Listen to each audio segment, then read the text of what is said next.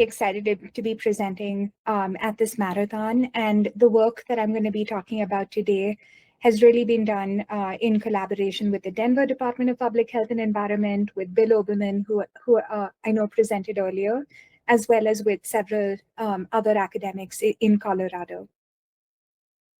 And so as we all know, odors are a major issue. It's a social issue. It's a health issue. It's a well-being issue. And in the United States, regulatory action on odor happens to take place at the municipal level. And Denver passed a really wonderful pollution control ordinance in 2016 that has had huge implications when it comes to odors, where instead of using an old-fashioned sniffer technology to sort of evaluate if a given odor complaint has really been associated with a specific odor, Denver actually takes action based on sort of the density of complaints, or the frequent, or if they receive a specific number of complaints in a specific area within a specific period of time. The complaints itself are enough to trigger action. And based on sort of the complaints received, facilities can be ordered to submit an odor control plan, which is pretty incredible. So given that complaints can trigger such important regulatory actions, along with my collaborators, we looked at the clustering of complaints in Denver over time. We examined this clustering in space and time. We used unsupervised machine learning to identify key themes that arose in user complaints to assess the range of issues related to odor across neighborhoods in Denver. And finally, we also wanted to evaluate sort of potential disparities in the distribution, not just of odor complaints, but also of that of potentially malodorous facilities, or facilities required to submit an odor control plan. So this map actually shows you sort of the locations of facilities that are required to submit odor control plans, as well as the distribution of complaints received on odors over time. And we have actually showcased each neighborhood in Denver based on the percentage of non-white residents in that neighborhood. And for those of you who are unfamiliar with the US context, race, the US has discriminated based on race for several decades, and we see the persistence of the impacts of those discriminatory policies on sort of health and wealth outcomes by race in cities today. So you can see that there's a high percentage of non-white residents who live in this notorious inverted L in Denver. The inverted L represents neighborhoods that have been previously redlined. They've been cut off from the rest of the city by major highways. And they're parts of the city where we see sort of the poorest health and wealth outcomes. And you can see that because of these historic policies, the majority of facilities that are required to submit odor control plans, depicted here with these little red stars, are located in these neighborhoods. However, what's really interesting is that the distribution of odor complaints is pretty well sort of distributed across all neighborhoods in Denver, regardless of their socioeconomic status. For each year, so we had complaints over the years 2014 to 2023. And for each year, we actually examined the distribution of complaints over time. We wanted to see on an average Monday, over an average week, where do we really receive a bunch of complaints? Are there specific sort of temporal patterns that we can tease out from this data that might give us an indication of sources? And the reality is that across the different years, we saw a really different distribution in sort of the temporal ordering of complaints, and there wasn't much that we could tell. What was really interesting, though, is that since 2016, we saw an increase in the number of hotspots of odor complaints.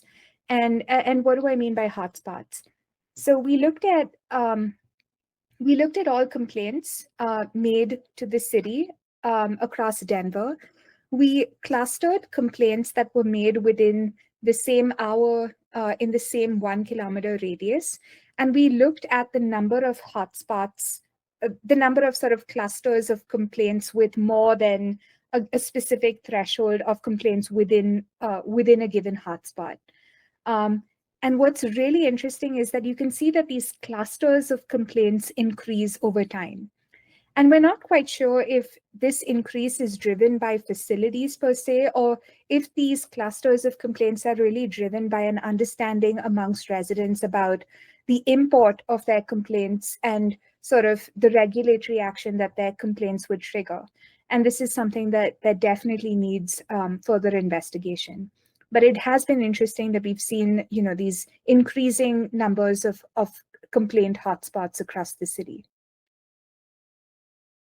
Using unsupervised machine learning, we sort of tried to identify sort of themes from the various clusters that we obtained. So the way this unsupervised machine learning approach works is that it looks for words that co-occur. And if it finds a bunch of words that keep co-occurring across all of the complaint texts, it clusters those words in a specific word cloud. And I'm showing you 4 word clouds that arose from the complaints that the Denver Department of Public Health and Environment received. And you can see that the first cluster, just by looking at the number of words, you see the word Purina show up, and Purina is a pet food factory in Denver that is notorious for the odors that it produces and is a major source is a major theme that arose across odor complaints. The second theme, which was smaller, there were a fewer number of complaints sort of classified with this theme or with this topic, pertain to neighborhood smells or neighborhood sources. The third big theme was smoke-related concerns from smoking, as well as from smoke-related concerns around construction. And then the fourth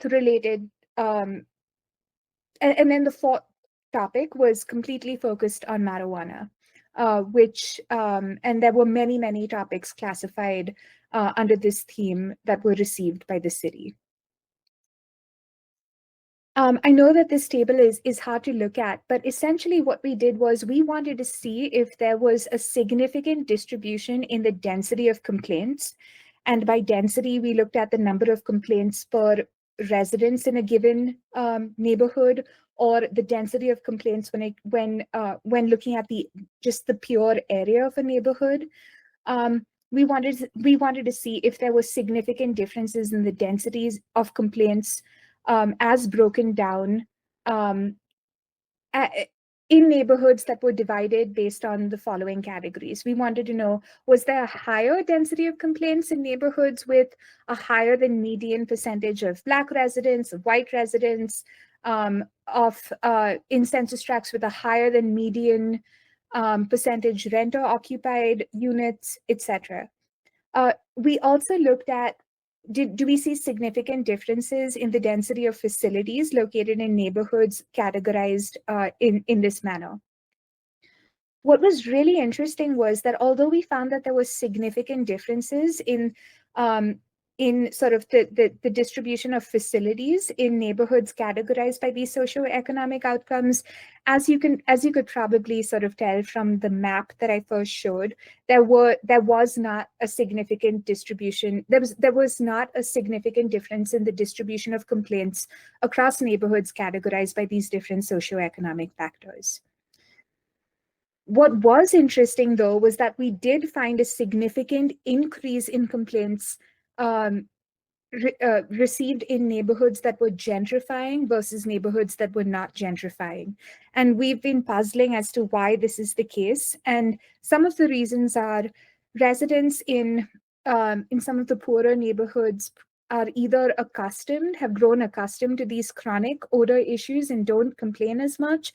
And maybe new residents who are being introduced to these new smellscapes find the odors more uncomfortable than people who have grown accustomed to these odors. Another issue could be that residents in these in poorer neighborhoods just don't feel empowered to complain. And I know that the Denver Department of Public Health and Environment is doing very much to try and encourage residents across the city to take advantage of the odor complaint system.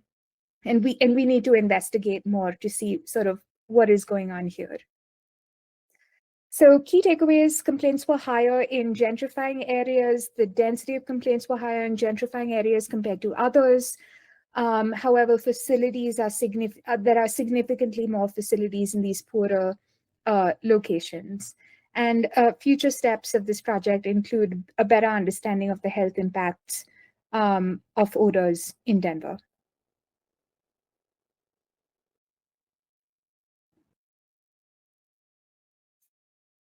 Thank you so much for that. It was very, very interesting. Let's kind of wait and see.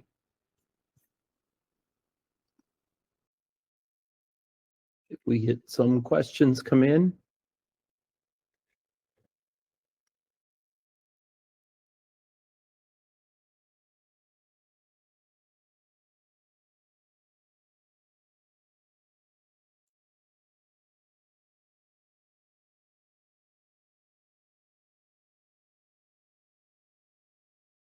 Oh, Ray, you're muted. Sorry.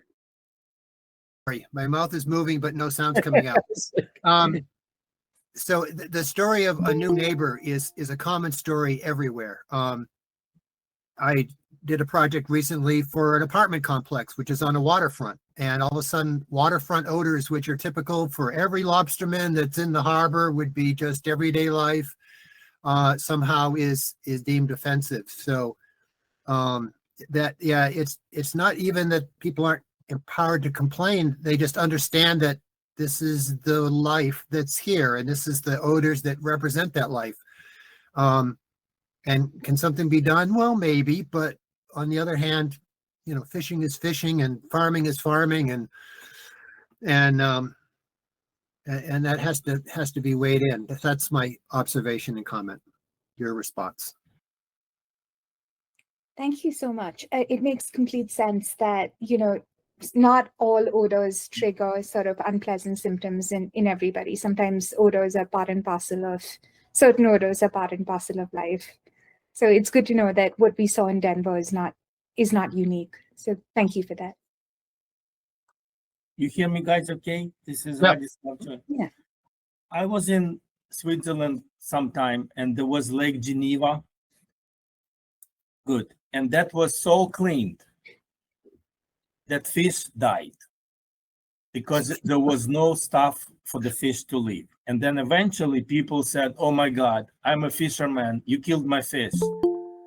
Too late.